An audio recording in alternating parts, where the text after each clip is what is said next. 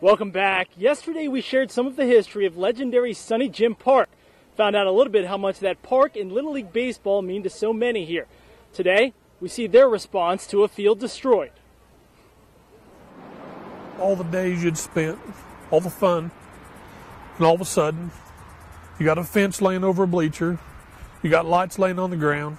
You put in a lot of years somewhere, and it does hit you. I stood there on the pitcher's mound. You look around at all the destruction of the homes and everything, but you know, that really hit me. I'd gone through the emotions of everything else, and then standing here, you're just kind of at a loss. Just something that's just like losing part of your life a little bit, you know. I know how many kids' lives were molded by this ballpark, you know, and this was more than a baseball field. This was a home to a lot of kids. The city's going to be rebuilding. My mom's going to be rebuilding. I've got friends here at my church who's going to be rebuilding. You know, on top of all that, we got 300 kids that play Little League Baseball in Joplin. What are we going to do for them? It would take some days, some weeks, because of course there were higher priorities in Joplin a year ago. But while accommodations were made for Joplin South kids for the summer at hand, the future was not to be forgotten.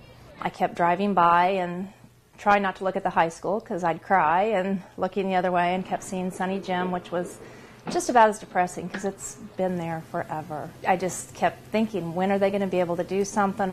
That's when the word that's carried Little League Baseball since its inception stood tall.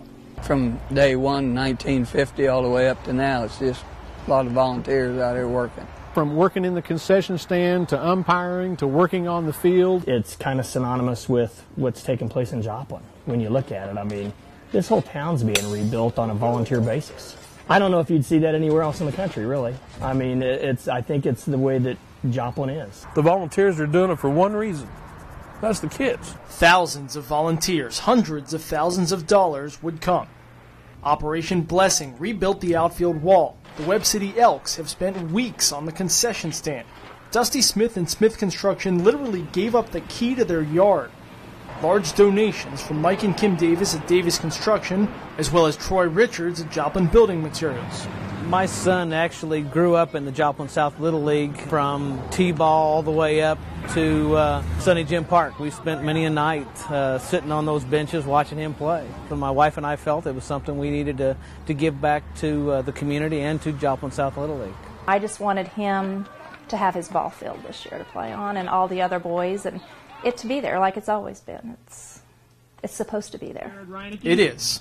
The work isn't near finished, but 2.5 weeks after opening ceremonies officially welcome the kids back, the future of Sonny Jim Park shines brighter than ever.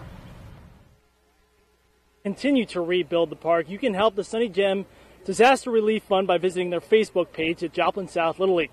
That was part 2. We'll have part 3 of our series on Sonny Jim Park tomorrow night, and we'll be right back to close the show.